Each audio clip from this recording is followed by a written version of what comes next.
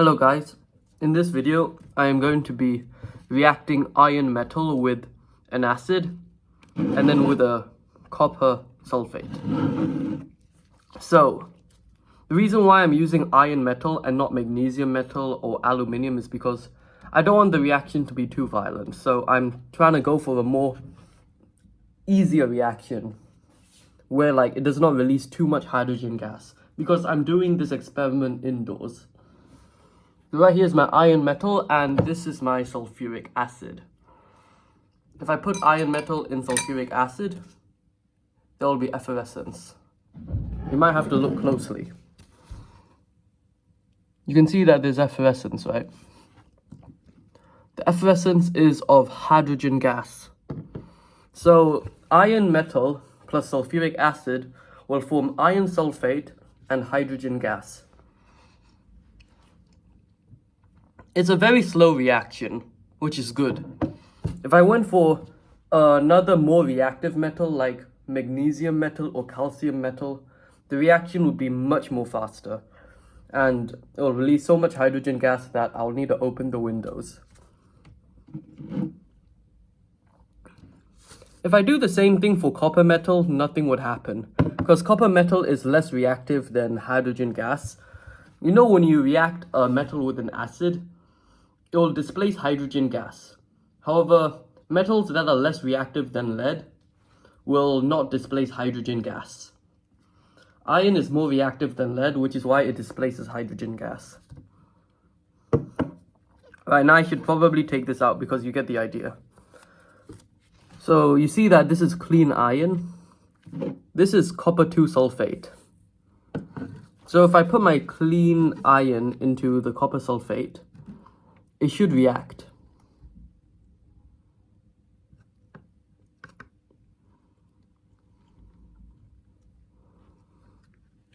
Okay, now I've dipped it in. You see that there's a pinkish brown layer.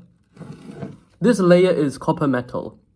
So what you've seen was that the iron metal reacted with copper 2 sulfate to form iron 2 sulfate and copper metal. So copper metal is like a pinkish brown color. This I can use it to coat my iron stuff with copper so that it may look slightly brown pink. This is not actual iron, it's just iron coated with copper. The problem is that if I put this back in the acid, nothing happens.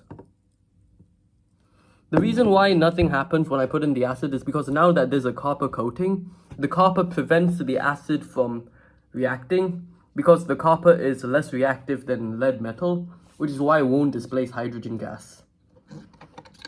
So if let's say you're having problems where iron reacts with acid somehow, then you can just dip it in copper sulfate. Then boom, your iron equipments are coated with copper. Now you can dip it in water. Not water, I mean acids, and then nothing will happen. The only weakness copper metal has is against nitric acid. I won't be showing you the reaction of copper metal with nitric acid because I don't have any nitric acid. Previously, I did some off-camera reaction of copper metal with nitric acid, and this is copper nitrate. So yeah, this is copper nitrate. You know what's funny is that copper nitrate looks almost the same as copper sulfate. But once I dehydrate the salt, then the copper nitrate will turn green and then it will decompose into copper nitrite. For copper sulfate, it will turn white because it will become copper sulfate anhydrous. Then it will decompose further into copper oxide and sulfur trioxide.